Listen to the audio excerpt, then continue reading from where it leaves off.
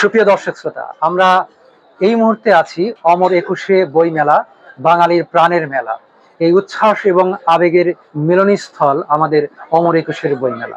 এই বই মেলার শেষ দিকে আমরা চলে এসেছি। হয়তো আগামীকাল মেলা শেষ হয়ে যাবে। ঠিক শেষ হওয়ার আগ মুহূর্তে আপনাদের সামনে জয়গুরু বাংলার পক্ষে তুলে ধরছি এমন একজন লেখিকাকে, যিনি ঢাকার বাইরে থেকে ঢাকায় এসেছেন এবং তার প্রথম গ্রন্থ প্রকাশিত হয়েছে। গ্রন্থটি প্রকাশিত হয়েছে আমাদের অমর একুশের মেলায়। এই গ্রন্থটি পাওয়া যাচ্ছে বাংলাদেশের একটি শীর্ষস্থানীয় প্রকাশনা প্রতিষ্ঠান, তার নাম দেশ পাবলিকেশনস। দেশ পাবলিকেশনস থেকে বইটি প্রকাশিত হয়েছে। এই বইটির প্রকাশক অচিন্ত চয়ন এবং এই বইটির বিনিময় মূল্য 280 টাকা। এবং এই বইটি যিনি লিখেছেন, যিনি লেখক, তিনি এখন আমার পাশে দাঁড়িয়ে আছেন। আমরা তার সঙ্গে কথা বলবো। তার নাম ইশিকা ইমু। ইশিকা ইমু, আপনি কেমন আছেন? জি, ভালো। ঢাকার বাইরে যারা থাকে, শিল্প সংস্কৃতি করে, লেখালেখি করে, তাদের জন্য ঢাকায় আসা এবং বই প্রকাশ করা এই কাজগুলো একটু কষ্টের। তো আপনি সেই কাজটি করতে পেরেছেন দেশ পাবলিকেশনসের সহযোগিতায়। এই জন্য আমরা প্রথমে দেশ পাবলিকেশনসকে অভিনন্দন জানাই এবং আপনাকে অভিনন্দন জানাই। আমরা জানতে পেরেছি এটি আপনার প্রথম গ্রন্থ।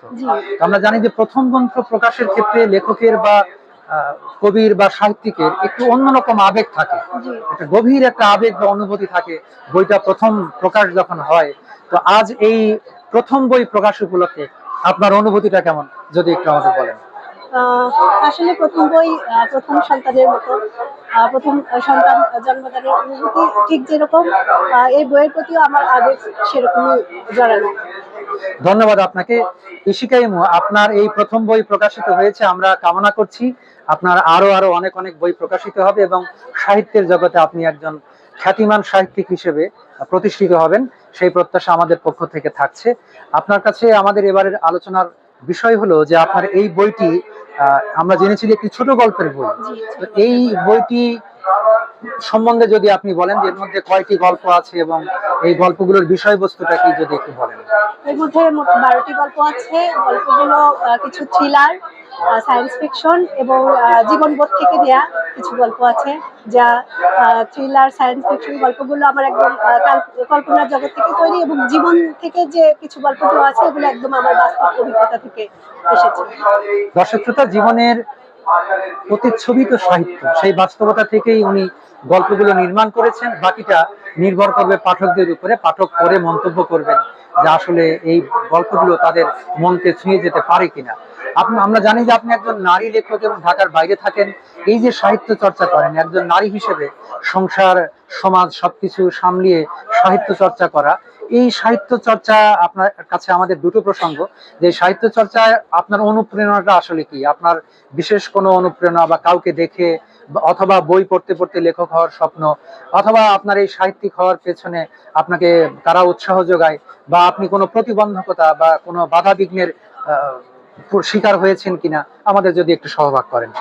জি, আসলে আমি ছোটবেলা থেকেই লেখালেখি করি। ছোটবেলা মানে লেখাটা আমার ভিতর থেকেই এসেছে, এবং আমার অনুপ্রেরণা ছিলেন আমার নানু।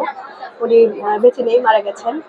তো ছোটবেলা থেকে লিখতে লিখতে একসময় মনে হতো যে সবার মতো যদি আমারও বই প্রকাশিত হতো, কিন্তু সেই এই যে বললেন প্রতিবন্ধকতা, সেই প্রতিবন্ধকতা থেকে একটা 17 বছরের গ্যাপ তৈরি হয়ে গিয়েছিল।